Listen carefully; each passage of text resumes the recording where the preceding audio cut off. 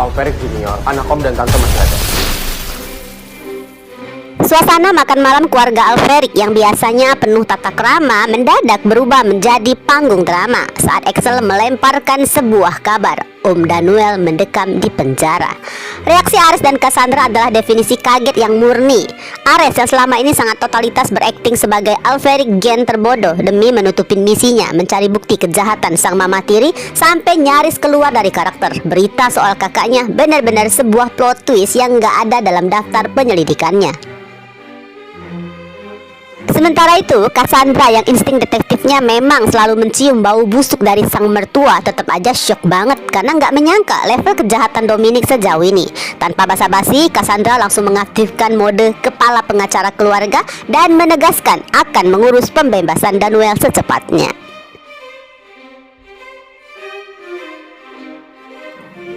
Di seberang meja, sang matriark tua Dominic sedang berjuang nih menahan diri agar nggak melemparkan piring ke wajah Axel. Kemarahannya yang mendidih hanya tersalurkan lewat kepalan tangan di bawah meja yang begitu kuat. Namun jangan remehkan jam terbangnya guys, aktingnya sungguh luar biasa. Dalam sekejap, Dominic berubah menjadi sosok ibu tiri yang seakan begitu hancur hatinya. Dominic menangis dan berteriak penuh kesedihan dengan nada yang sangat dramatis yang bisa membuat penonton sinetron ikut menangis darah. Dominic begitu seakan meratapi nasib putra tirinya yang gagah perkasa itu. Ya, jika ada kategori artis paling manipulatif di penghargaan film, Dominic pasti pulang membawa piala.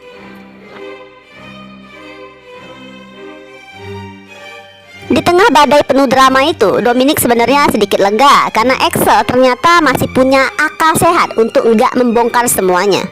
Axel mengarang cerita bahwa ia melihat Daniel secara nggak sengaja saat menjenguk teman di penjara. Sebuah kebohongan yang cukup rapi untuk ukuran meja makan yang panas. Dominic membatin sinis, mengira cucu keduanya masih punya rasa takut untuk nggak memancing kemurkaannya lebih jauh dengan menyimpan rahasia tentang keberadaan Alferik Junior.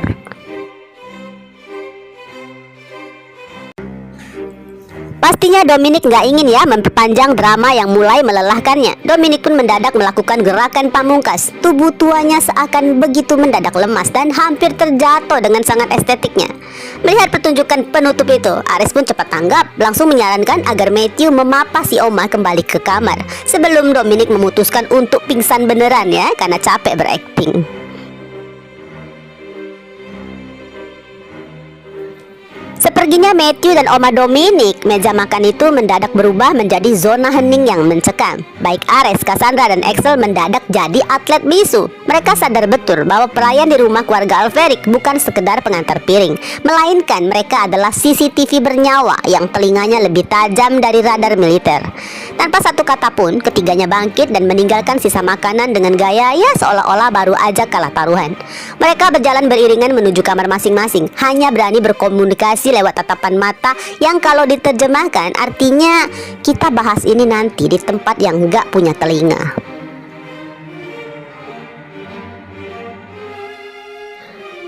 Di dalam kamarnya, kondisi si nenek tua yang tadi lemes mendadak sembuh total tanpa perlu bantuan dokter. Dominic pun langsung memberikan instruksi nih pada Matthew dengan kecepatan tinggi untuk mengawasi setiap gerak-gerik di ruang makan.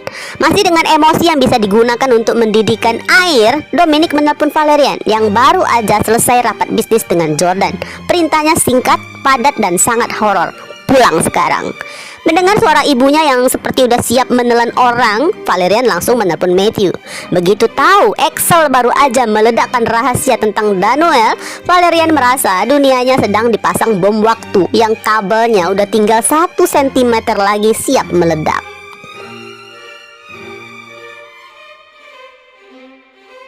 Sementara itu, Matthew segera meluncur nih ke kamar Axel untuk melakukan sesi ceramah. Matthew memohon agar Axel sedikit lebih mengerem mulutnya demi mama mereka. Matthew mengingatkan bahwa kalau Oma murka, mama mereka lah yang akan menangis darah karena terjepit di antara kewajiban sebagai anak dan rasa khawatir pada keselamatan Axel.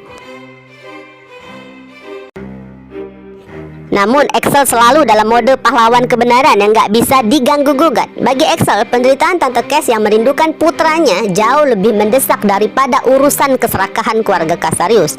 Axel tetap bersikeras pada pendiriannya. Rahasia tentang Arya Mohan yang masih hidup akan segera ia laporkan pada Om Ares dan Tante Cass. Gak peduli ya, meskipun rumah Alferik akan berubah jadi medan perang. tahu kalau anak mereka masih hidup. Tapi lo juga tahu kalau harga tukar itu mahal, Axel. Matthew keluar dari ruangan itu dengan wajah yang terlihat lebih tua 10 tahun dalam semalam. Bujukannya mentah ya di tangan Axel yang begitu keras kepala. Dalam hatinya Matthew udah di ambang batas. Ingin banget dia teriak, "Aku capek!" dan lari mencari ketenangan di pelukan misterius. Namun sebagai anak sulung yang pundaknya udah seperti jembatan beton, Matthew sadar beban keluarga Casarius ada di sana. Saking asiknya melamunkan nasib, Matthew nggak menyadari bahwa Ares sedang berdiri di balik bayangan dinding. Bagaikan tokoh film horor yang sedang menunggu mangsa, Ares sengaja ya sembunyi karena yakin betul masih ada menu tambahan yang belum disajikan Axel di meja makan tadi. Begitu Matthew lewat dengan langkah gontainya, Ares langsung menyelinap masuk ke ruang baca menemui Axel. Di sana, Axel memberikan pengakuan jujur yang membuat jantung Ares melakukan akrobat. Ternyata Oma Dominic lah yang memerintahkan Axel untuk menemui Daniel. Di sini ekspresi Ares adalah campuran antara akting si bodoh yang kaget dan rasa syok beneran. Ternyata sang mama tiri udah bergerak lebih lincah dari detektif bayaran yang ia sewa selama ini.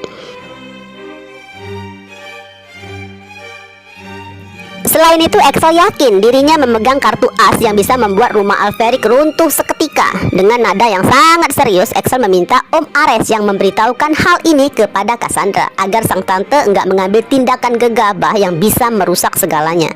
Axel menarik nafas panjang sebelum menjatuhkan informasi yang paling dinanti. Anak Om dan Tante masih ada. Axel sih sudah membayangkan Om Ares akan sangat kaget atau langsung menangis haru. Namun yang terjadi justru sebaliknya. Ekspresi Ares benar-benar di luar dugaan Axel. Ares malah memberikan reaksi yang sulit dibaca, membuat Axel bingung. Apakah pamannya sedang memproses data atau jangan-jangan sang paman sedang lupa siapa itu Arya Mohan Alferic.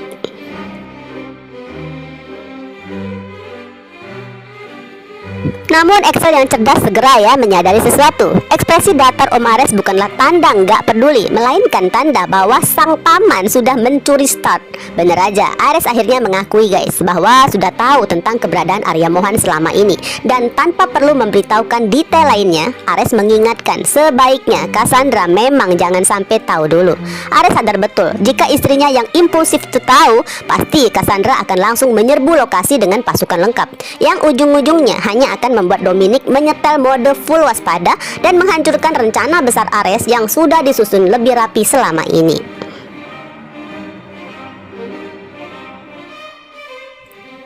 Fokus Ares sekarang adalah mengamankan koordinat akurat tempat Daniel berada. Ares mendesak Axel membocorkan setiap kata yang keluar dari mulut Daniel di pertemuan terakhir.